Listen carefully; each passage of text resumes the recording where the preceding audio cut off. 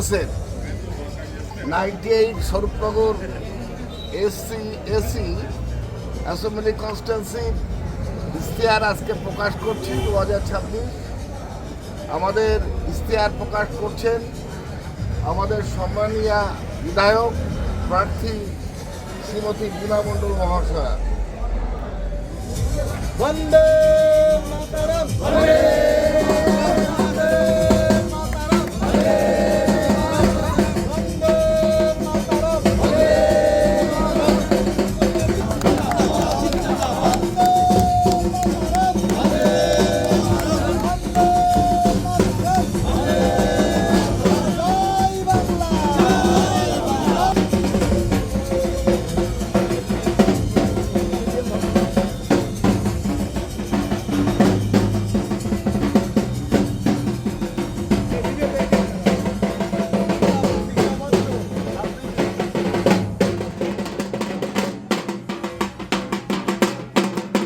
আমরা মানুষের কাছে দায়বদ্ধ, কারণ আমাদের মাননীয় মুখ্যমন্ত্রী মমতা বন্দ্যোপাধ্যায় তিনি জনগণের রায় নিয়েই নির্বাচিত।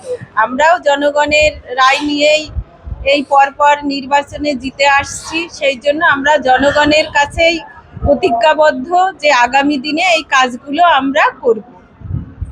যে কাজগুলো করবেন মেইনলি সেইগুলোই এখানে উল্লেখ আছে নাকি? হ্যাঁ, যে কাজগুলো আমরা করব সেইগুলো উল্লেখ আছে, প্লাস আমাদের কিছু রাস্তাঘাট পেন্ডিং আছে, সেগুলোও আমরা আগামী দিনে করব। কারণ এর আগে আমরা প্রচুর রাস্তাও করেছি আমাদের।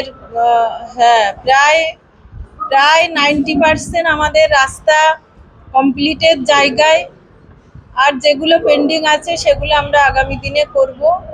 আমাদের প্রচুর জল প্রকল্প, যেটা আমাদের পিআইসির মধ্য দিয়ে হচ্ছে, প্রায় 80% কমপ্লিটের জায়গায়। আর আমরা প্রায় 250-র উপরে হ্যান্ড টিউবওয়েল দিয়েছি। আমরা তো 100% সাড়া পাচ্ছি। মানুষ তো তারা তো তৈরি আছে ভোট দেওয়ার জন্য, যে মমতা বন্দ্যোপাধ্যায়কে বা জোড়াফুল চিহ্নেই ভোটটা তারা দেবে বিধানসভা নির্বাচনে। কারণ মানুষ হাড়ে হাড়ে বুঝতে পারছে যে এসআইআর নিয়ে বিজেপি যেভাবে উদ্দেশ্য প্রণোদিতভাবে আজকের মানুষের নাগরিকত্ব কেড়ে নেওয়ার একটা চক্রান্ত চালাচ্ছে, সেই দিক দিয়ে মানুষ ওদের উপরে ভীষণভাবে ক্ষুব্ধ এবং ভীত সন্ত্রস্ত হয়ে আছে।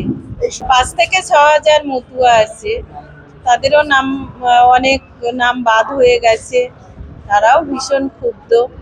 100% আশাবাদী, শুধু সময়ের অপেক্ষা। আপনারা 4 তারিখের রেজাল্টে সেটা প্রমাণ পেয়ে যাবেন। মার্জিন আমাদের বাড়বে, পরপর নির্বাচনে আমাদের মার্জিন বেড়েছে। স্বরূপনগরের মানুষ দুহাত ভরে আমাদের মাননীয় মুখ্যমন্ত্রী মমতা বন্দ্যোপাধ্যায়কে দুহাত ভরে দোয়া আশীর্বাদ করেছেন। এবারও আমরা ভীষণ আশাবাদী, এবারও আমরা বেশি মার্জিন স্বরূপনগরের থেকে আমরা পাবো।